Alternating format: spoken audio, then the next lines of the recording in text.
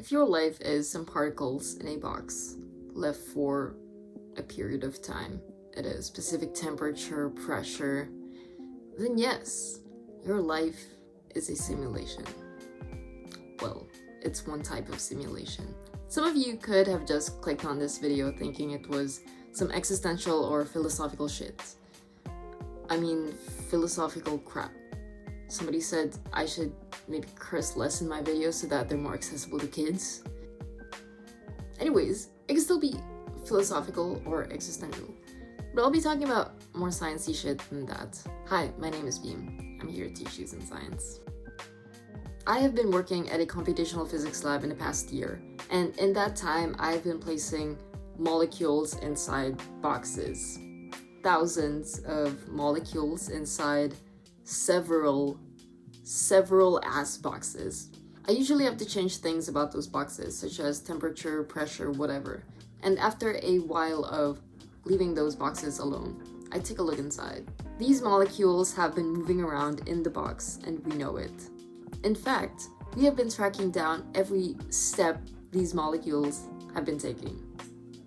And from those movements, also known as the trajectories of the molecules, if you want to be really specific or technical about it, from these trajectories we can obtain values for physical properties such as solubility, surface tension, viscosity, the stuff that we usually deal with in physics and chemistry classes. What's wild is that I didn't even have real molecules to begin with. These are simulated molecules moving around. And yet we can obtain values for physical properties that are real close to real life. How? First of all, why does any of this even matter? Well, some of you here are probably interested in learning about literally anything in the world that people are working on, and that's cool.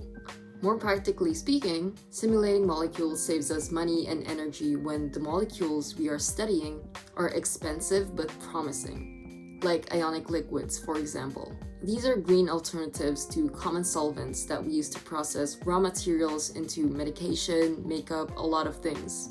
The second reason simulations are important is that for some physical processes, studying stuff at our human scale doesn't give us enough insight about what's actually going on because, well, molecules are interacting with other molecules at the molecule scale. Surely beating someone up is a human scale event that we can understand by asking the humans involved what they were thinking.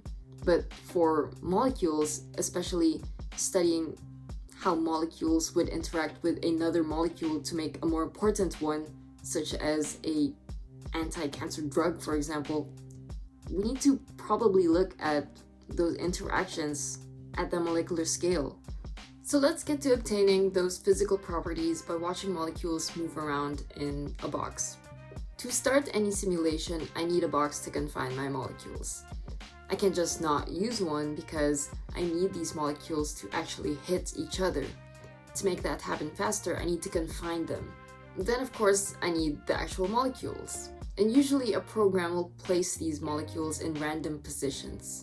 Some of these are too close to each other, and we know that's not reality, since things usually don't like being on top of each other due to electrostatic repulsion. Then we have to decide on some things, like the temperature of the system, since we usually want to know how these molecules behave at different temperatures. At this point, these molecules are under forces that direct them to move a certain way, so they will. If we give the system enough time, the molecules will assume the correct positions based on the forces they are under. Now we're done with the simulation part. Now we can move on to the calculation part, which is what amazed me the most working with simulations. Because, well, all we have are the positions of these molecules, their trajectories, right? And how they traveled around in the box. If we started with CO2 on one side of the box and water molecules on the other side, depending on where these particles ended up later on, we can determine the solubility. Does CO2 prefer to be in the water? AKA, is it highly soluble in water? Calculating solubility, for example, is pretty useful when we're studying systems that can capture gases like CO2. We take the solubility of CO2 in a solvent by counting the number of CO2 molecules in a given space, followed by counting the number of solvent molecules in that same space. Then we just divide the CO2 number by the solvent number. And this is just one quantity. You can calculate other properties like surface tension, viscosity, what I kept saying earlier. And these are really important values you need when studying materials, especially when you're trying to run a process in a huge scale. Whether it's making medication in a huge scale, makeup, detergents, every single thing we touch. I think it's insane that by putting some particles in a box, in a virtual box, and letting them move around provides us with those useful quantities. Of course, before doing any solubility or surface tension calculations, we have to make sure our simulated molecules are accurate, meaning that they act how they do in real life. This is done by specifying force fields, which contain information about literally what forces these molecules are under. Maybe our molecule is positively charged, which makes it highly affected by electrostatic forces, things like that. If you want to get deep into it, you can look into force fields, thermostats, barostats, and maybe even some Python scripts on GitHub that use Gromac's trajectory files for surface analyses and things. The point of this video was to share how it's possible to watch some virtual particles inside of a box and use their movements to calculate things that we deal with in the lab, or if you're outdoors right now, things that we deal with in nature.